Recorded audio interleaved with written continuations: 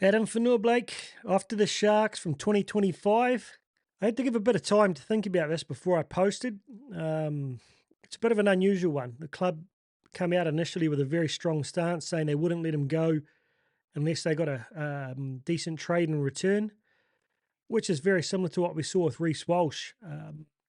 So my first thought when I saw the club post that there's no trade involved in this deal was a little bit disappointed, frustrated, I don't know.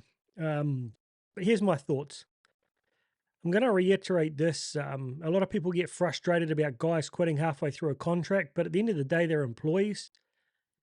There's not many of us out there who haven't left the job in the middle of a contract. You know, employment law says in New Zealand, you only got to give 2 weeks' notice, right? So it's just part of the business world for me, people moving on, leaving mid-contract. I'd love it if it didn't happen, but hey, that's reality. Being the case that people do leave, it's always been my philosophy with the companies I work with to let them go. I've never seen someone who's been forced to stay after their mind's checked out actually turn around and get to a point where they're really delivering to their true potential.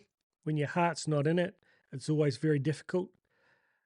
Sometimes you see a guy like Chanel, you leave, you go away for a year, you refresh and you look from the outside and realize what you had.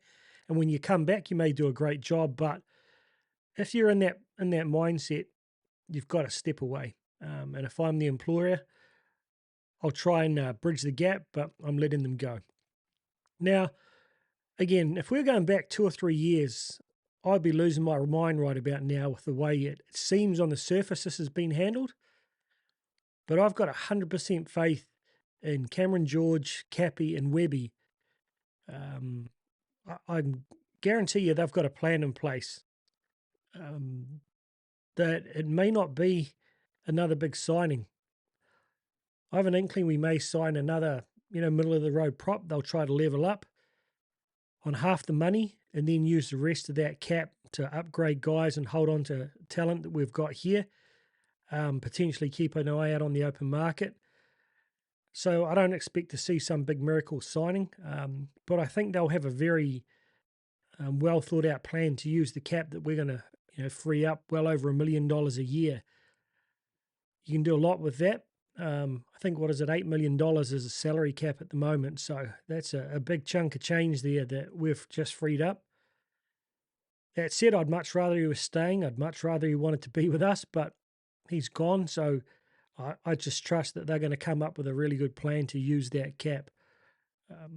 The fact he's going to the Sharks makes me feel better. I'd be much more disappointed if he went to somewhere like the Dragons. I don't know the guy personally, but I wonder what his motivations were if he left a club on the rise like us to go to a club like the Dragons. But I think, at least he's gone to a club that's got a lot of potential. So it shows he is a competitor.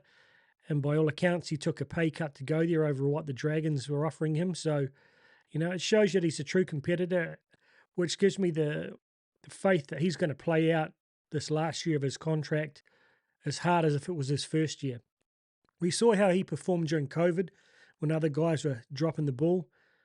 I've never seen him once play with a half-assed attitude, and I never expect that to happen. From all accounts, from all of the players I've spoken to, he's probably the most competitive guy in the club. So he's not going to go out there and do things by halves.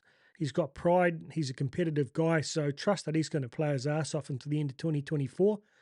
Gives us a great shot this year. We've got a great roster. Let's make the most of it. And I'm just really curious to see what we do to bridge that gap over the coming months. But for now, I'm going to stay pretty chilled about it. I got like I said, I'm going to trust Webby, Cappy, and Cam George. All the best, Addin. There are all sorts of stories about what the actual family issues are. It's not my place to judge that.